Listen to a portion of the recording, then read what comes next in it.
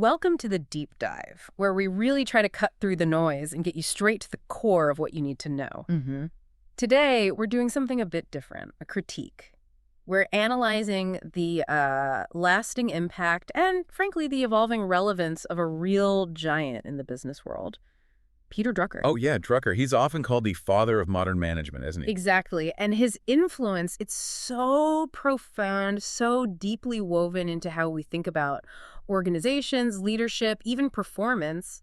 You might not even realize how much he shaped things for, well, decades. That's absolutely right. It's almost impossible to have a serious discussion about modern business without, bumping into Drucker's ideas somewhere. From the biggest multinational boardrooms right down to, like, a buzzing startup garage.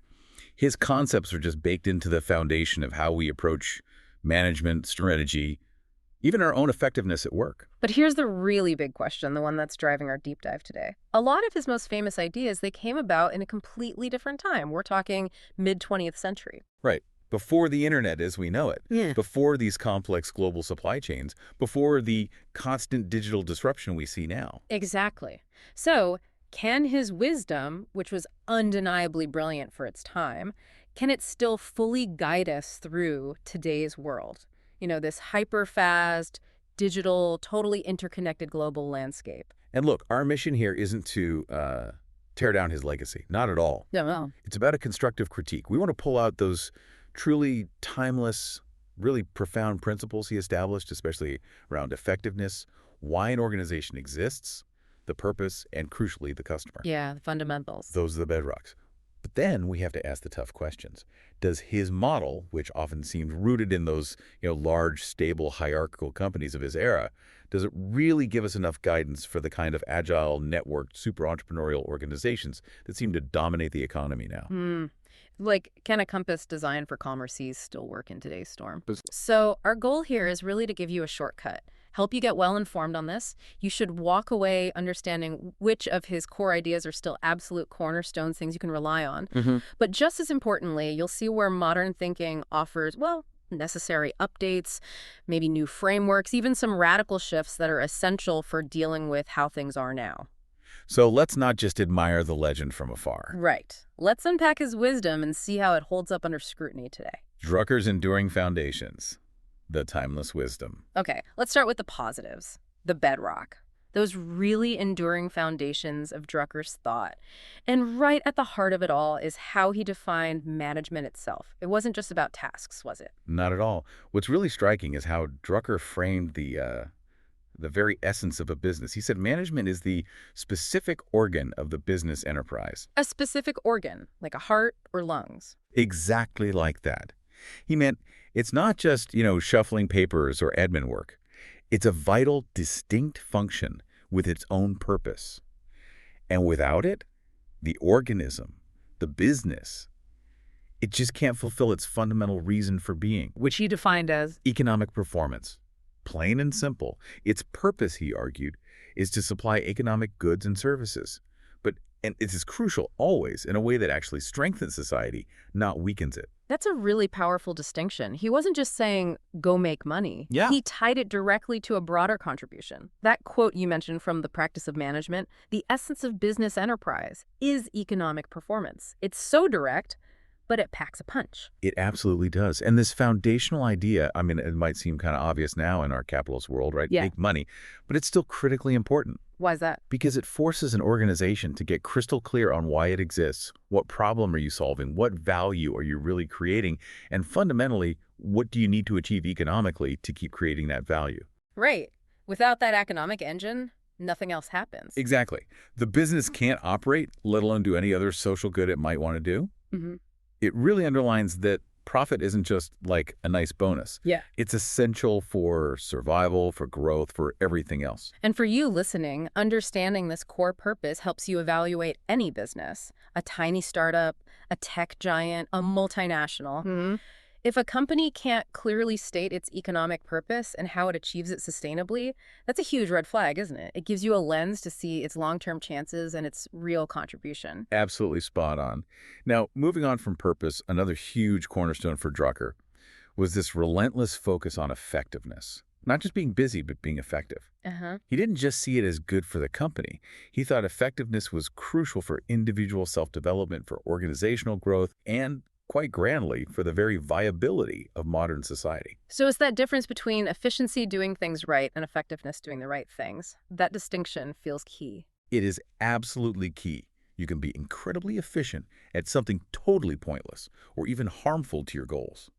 Drucker saw that as a massive waste. Right, like efficiently building a product nobody actually wants. Exactly. Totally efficient, completely ineffective. That's why he put such a huge emphasis on self-awareness, on understanding where your actions actually make an impact. And he offered really practical steps. I always remember that bit about simply tracking your time. It sounds so basic. Does sound basic, almost mechanical. But in The Effective Executive, he calls recording where the time goes the first step toward effectiveness. He saw it as this simple, almost mundane action, but one that has a profound impact because it forces you to see the gap between what you think you do and what you actually do. It reveals where your time, your most valuable resource, is actually going, and that naturally leads to improvements. That is so relevant today. In our world of constant pings, notifications, multitasking, time just vanishes. So this focus on tangible, measurable effectiveness, on just knowing where the hours go, it's universal. It's the ultimate reality check. Doesn't matter if you're building rockets or managing a small coffee shop. If you're wasting time or resources, you're hindering progress. It forces better habit. It really does. It builds that foundation of disciplined action. You start making conscious choices about where you put your attention. Now, Drucker wasn't just about abstract ideas. He got right into the human element, too. Managing people, communication. He had this knack for boiling down complex interactions. Like that famous observation about bosses being either listeners or readers. It seems almost too simple, but it rings true, doesn't it? It totally rings true. And it wasn't just a throwaway comment. It highlighted how crucial it is to tailor your communication. Yeah. The source, Managing Your Boss, mentions it directly. Some bosses need reports they can read and study. Others prefer information delivered orally, maybe in a quick chat. And getting that wrong can cause so many problems. Huge problems. Misunderstanding how your leader, or even your colleagues, best process information is a massive roadblock. Doesn't matter how fancy your org chart or tech is. If you send a long, dense report to a listener boss, they might just skim it, miss the key points. Or if you try to brief a reader verbally, they might get frustrated, wanting to digest it themselves. That's such a practical takeaway for anyone listening. Seriously, think about your own boss, your team members. Do they prefer an email, a detailed doc, a quick call? Knowing that makes you so much more effective. It really does. It's about meeting people where they are, making sure your message actually lands. It's a form of empathy, really, in how you communicate. Right. And speaking of underlying principles, while Drucker focused heavily on economic performance, there's this implicit ethical foundation too, isn't there? His talk about the viability of modern society suggests something deeper. I think so, definitely. He understood businesses don't operate in a vacuum. Yeah. And Stephen Covey in The 7 Habits really nails this idea with principles like fairness, integrity, honesty, human dignity, service. Yeah, those universal truths. Exactly. Covey calls them deep, fundamental truths that are essentially unarguable because they are self-evident, and he connects them directly to trust. Trust being essential to cooperation and long-term growth. It feels like something Drucker would absolutely agree with, even if he didn't dedicate whole chapters to it in the same way. I'm sure he would. It resonates deeply with his view of long-term organizational health and its role. Think about Covey's PPC balance concept. Production versus production capability. The gold eggs and the goose. That's the one. You need both. You need the results, the production, the golden eggs, but you also need to maintain the asset that produces those results, the production capability, the goose, your people, your resources, your systems. If you just focus on the eggs and neglect the goose, eventually you get no more eggs, you burn out your people, you deplete your resources, you neglect innovation, all for short-term gains. You destroy your ability to produce in the future. It's completely unsustainable. That's a fantastic analogy, and it makes you think about things like massive share buybacks. Right. Like the Apple example mentioned in Value of Everything, using huge profits to buy back stock instead of reinvesting in the goose R&D people future capabilities. It boosts the share price short-term, maybe, But does it build long-term production capability? That's the question Covey, and implicitly Drucker, would ask. Precisely. It's a tension maybe Drucker didn't dive into regarding modern finance, but that core principle of balancing short-term results with long-term health, that's timeless. That's pure Drucker, even if filtered through Covey. Okay, so summing up part one. Clear economic purpose tied to society, relentless pursuit of effectiveness, smart communication, and this underlying ethical foundation built on trust and long-term health. These aren't just relevant, they feel like the absolute pillars. They are the pillars. Drucker's enduring legacy, no question. But, and it's a big but, Yeah. how does the application of these principles stack up against today's reality? Yeah. That's where we need to go next. Adapting to a new reality, the shifting landscape. Okay, let's shift gears. We've established Drucker's solid foundations. Now let's look at how the modern business world throws some serious curveballs at his models. His thinking often revolved around, well, stability, didn't it? Hierarchical structures, careful planning. Very much so. Large, stable corporations were often the reference point, but stability today, it feels almost like a luxury, or maybe even an illusion. The name of the game now is often pure agility, pure speed. Yeah, relentless change. Absolutely. The environment demands adaptation at a speed that, frankly, Drucker probably couldn't have fully foreseen. The book Team of Teams makes a fascinating point here. It critiques those traditional efficient structures. Think of assembly lines, or maybe those hierarchical corporations Drucker studied, saying they were often too slow, too static, and too specialized. Ironically, too efficient to handle the sheer volatility of modern situations. Too efficient? How can you be too efficient? Efficient at a predefined task, yes. But when the task itself or the whole environment changes rapidly, that rigid efficiency becomes a weakness. You can't predict everything. You need to react, pivot, adapt fast. So that emphasis on careful planning, solid strategy, detailed market research, while still valuable sometimes, it gets challenged by the sheer need for speed and risk. Exactly. Which brings us to ideas like blitzscaling. Now, this concept, as the source says, it goes beyond just get big fast. It actually involves purposefully and intentionally doing things that don't make sense according to traditional business thinking. That sounds counterintuitive, maybe even reckless. It can definitely feel reckless through that traditional Drucker lens. Blitzscaling accepts discomfort, accepts inefficiency, accepts significant risk on purpose. Why? To get ahead. To achieve hypergrowth, and basically outrun competitors who are also moving at breakneck speed. It prioritizes speed and grabbing the market over getting everything perfectly efficient right away. Can you give an example? Think about Airbnb. Their early, really aggressive expansion into Europe. They did it even before their U.S. operations were totally buttoned down. Huge risk, right? Stretching resources thin. That doesn't sound risky. But it worked. It let them grab market share and fend off heavily funded clones like Wim do. That's a world away from the measured, predictable growth Drucker often described. It's about embracing a bit of chaos, making bold bets. Drucker might have admired the gold market leadership, but the method probably would have made him raise an eyebrow. Yeah, I can imagine. It's a massive departure. And it connects to another huge challenge, navigating extreme uncertainty. Drucker valued that good plans, solid strategy, thorough market research. But for startups or even big companies launching something totally new, that might not work. That's precisely the argument in the lean startup. It says those old management methods are not up to the task when you're operating with massive uncertainty. What? Because, as the book puts it, startups often don't even know who their customer is or what their product should be at the beginning. Applying traditional planning, which assumes you know these things, is like trying to navigate unknown territory with the wrong map. It leads to building things nobody wants. So instead of the big upfront plan, what's the alternative? The focus shifts completely. It's about continuous innovation, measuring progress differently with what they call innovation accounting, and using minimum viable products, or MVPs, to learn as fast as possible. Okay, let's break those down for listeners. MVP, minimum viable product. Right. Think of it as the simplest, most basic version of your idea that still lets you test your core assumptions with real customers. It's not about launching something sloppy. It's about launching a targeted experiment. An experiment to learn from. Exactly. To get validated learning with the least amount of wasted effort. And innovation accounting is how you track the success of those experiments. It's not initially about profit or revenue. It's about proving or disproving your key hypotheses with actual data.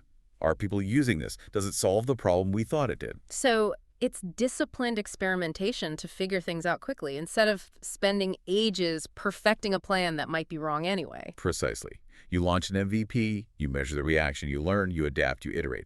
It's this build, measure, learn feedback loop. Think about SpaceX, right? Yeah. The odds were stacked against them. They had to learn from failures, iterate incredibly fast on the Falcon 1 rocket, knowing they only had a few shots before the money ran out. That's a very different process than managing an established product line in a stable market.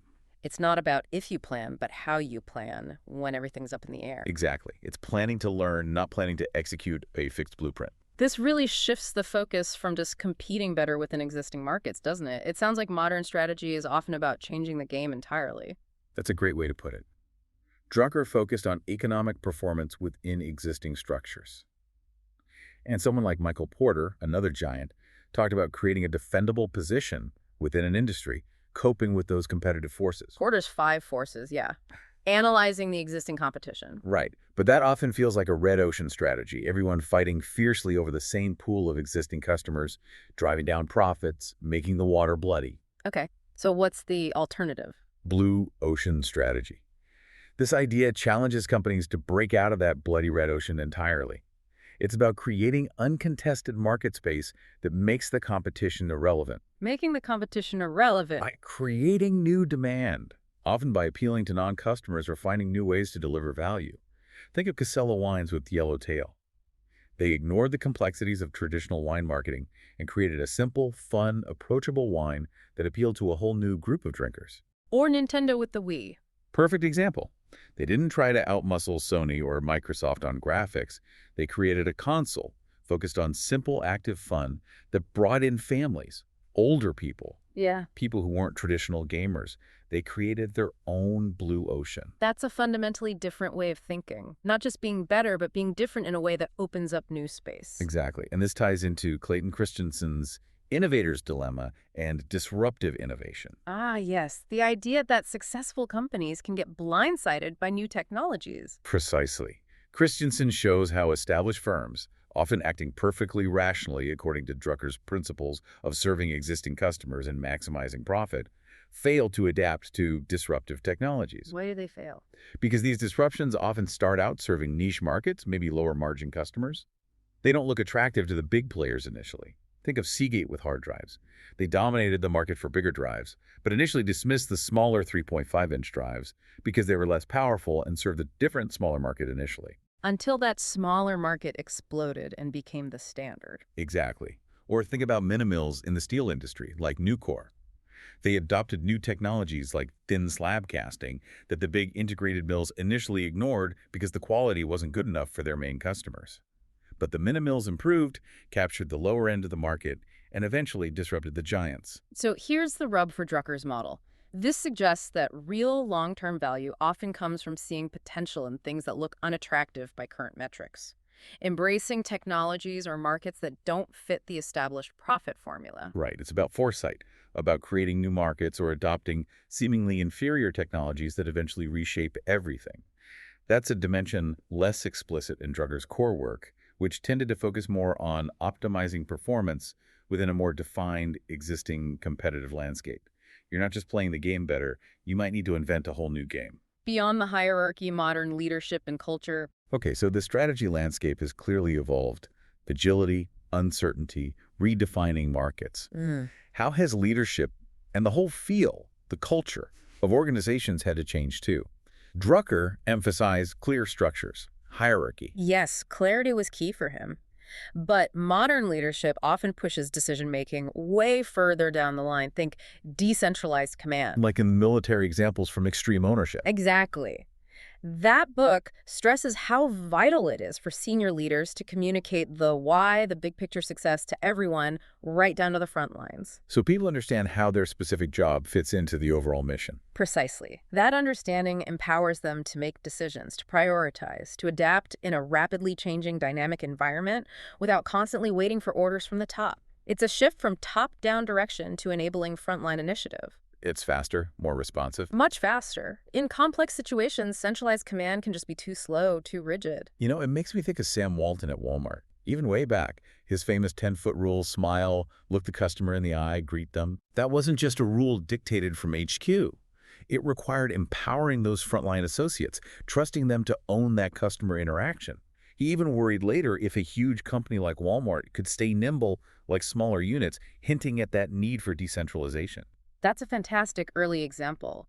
It shows how empowering the front line directly impacts the customer experience and, ultimately, Drucker's core goal, economic performance. Now, moving beyond just structure to the culture, modern thinking puts huge emphasis on challenging assumptions, on continuous improvement driven by open dialogue. Like the radical candor idea. Challenging directly, but caring personally. Yes, and the book uses Steve Jobs as an example. His focus, it says, was always on getting it right rather than being right. He actively wanted people to argue with him, to push back. He hired people who were not afraid to argue with him, and then he pushed that fearlessness further. That sounds intense, but productive. It fosters an environment where the best ideas can win, regardless of who suggested them. It's about truth-seeking, rapid correction. It requires humility from the leader being willing to be proven wrong for the sake of a better outcome. And this connects to avoiding team dysfunction, right? Like in the 5 dysfunctions of a team. Absolutely. That book points out that real commitment doesn't come from just nodding along. It comes from clarity and buy-in, which you only get by engaging in productive conflict. Productive conflict. Sounds like an oxymoron. It can feel like it. But it means debating ideas openly, tapping into everyone's perspective, even when it's uncomfortable. When a team does that, they can then confidently commit and buy into a decision, knowing they've actually explored the options and benefited from all the different viewpoints. So Drucker valued clarity and accountability, which are still vital. But these modern approaches add this layer of psychological safety, the need for robust debate to get real buy-in, not just compliance. Exactly. Ray Dalio talks about this too in Principles, thoughtful disagreement as a search for truth, needing both open-mindedness and assertiveness. It leads to better decisions, especially when things are complex and changing fast. Okay, so empowered teams, a culture of challenge. This all points towards needing more strategic flexibility, doesn't it? Adapting to turbulence. Definitely. While Drucker's principles of good management are the foundation, how you apply them needs constant adjustment. Organizations today need built-in strategic flexibility. What does that mean in practice? It means continuous learning, being able to acquire new resources or skills quickly, often through partnerships or collaboration, as mentioned in the strategic flexibility source. It means adapting your structure, your routines as needed. And crucially, managers need to recognize the limits of whatever structure they're using and not push it too far when circumstances change. It's about being able to reinvent yourself, not just tweak the current model. Precisely. Look at Microsoft under Satya Nadella as described in Hit Refresh. That was a massive renewal. Yeah, moving beyond the Windows-centric view. Embracing cloud, AI, really shifting the culture. Nadella explicitly said it would be too easy just to live off our past successes. That took incredible strategic flexibility for such a huge, established company. It shows it can be done, but it requires conscious effort and a willingness to change fundamentally. Okay, one last piece of this puzzle, which feels very modern. The role of capital. Money. How does that impact things in a way Drucker might not have focused on as much? This is huge today. Think about companies like Amazon. A key part of their story, as sources like the Everything Store and The Four point out, is access to cheap capital. Lots of money, low interest rates. Right. And crucially, the confidence from investors to pour that capital into aggressive long-term bets, even if they don't pay off immediately. This allows for massive scale, massive disruption. They can afford to make bets that might not look profitable in the short term. Exactly. Investing in things like same-day delivery years before it's clearly profitable, or experimenting constantly. Compare that to the critique raised in Value of Everything about value extraction. Where companies use profits for things like huge share buybacks instead of reinvesting. Yes, like the Apple example again. Pouring billions into buybacks, ostensibly to boost shareholder value. But the critique is that this often benefits managers with stock options more than the long-term health of the company. And it comes at the expense of reinvestment in R&D, wages, future capabilities, the goose, going back to Covey. So investor expectations and how capital gets allocated can fundamentally shape strategy, sometimes pushing companies towards short-term gains over long-term building. It absolutely can. It introduces this financial layer, this pressure from capital markets that profoundly influences corporate behavior in ways that weren't quite the same, or at least not discussed in the same way, in Drucker's primary era. Keynes even worried about speculation dominating enterprise in markets, a risk he saw increasing as markets got more organized. Feels very relevant to this tension today. Wow. So the availability and demands of capital itself become a major strategic factor, enabling some companies to blitz scale while potentially holding others back. Outro. Okay, so as we wrap up this deep dive, it feels like we've landed in a place of, well, nuance, doesn't it? Looking at Peter Drucker's legacy today. Definitely nuance. On one hand, those fundamental principles we discussed, the core purpose of economic performance, the absolute need for effectiveness, clear communication, that ethical underpinning, they feel as potent as ever. They really are the bedrock. You can't build a lasting, successful organization without them, whether it's brand new or centuries old. His core insights are like the laws of physics for management in some ways. Well put. They provide that essential compass, grounding us in fundamental truths. However, the landscape, the operating environment, it's just radically different now. Dramatically different. That agile, networked, entrepreneurial world we live in, it demands different things from hierarchy, from risk-taking, from how we form strategy, and definitely from leadership and culture. So it's really not about throwing Drucker out. Not at all. No, it's about integration. It's about figuring out how to weave his timeless wisdom that focus on purpose, effectiveness, people into these newer frameworks that give us the speed, the adaptability, the constant innovation we need today. It's an evolution, definitely not obsolescence. Yeah. The challenge isn't choosing between Drucker and modern ideas. It's knowing how to blend them. When do you lean on those solid Drucker principles, and when do you need to embrace the radical flexibility, the decentralized action, the constant reinvention that today's world demands? That's the synthesis we need, understanding the context, applying the right tools, old and new, for the situation. Exactly. So as you, our listeners, go back to your own work, maybe the question to chew on is this. How can you take Drucker's deep insights on purpose and getting the right things done and consciously apply them within today's reality? The reality that demands flexibility, empowered teams, constant change. Are you just focused on optimizing the old ways, making existing systems a little bit better? Or are you genuinely thinking about building for the new, shaping organizations that can actually thrive in this unpredictable, fast-moving future? That's a powerful thought to end on. Are you optimizing or are you truly reinventing? Something to ponder. Thanks for joining us on The Deep Dive.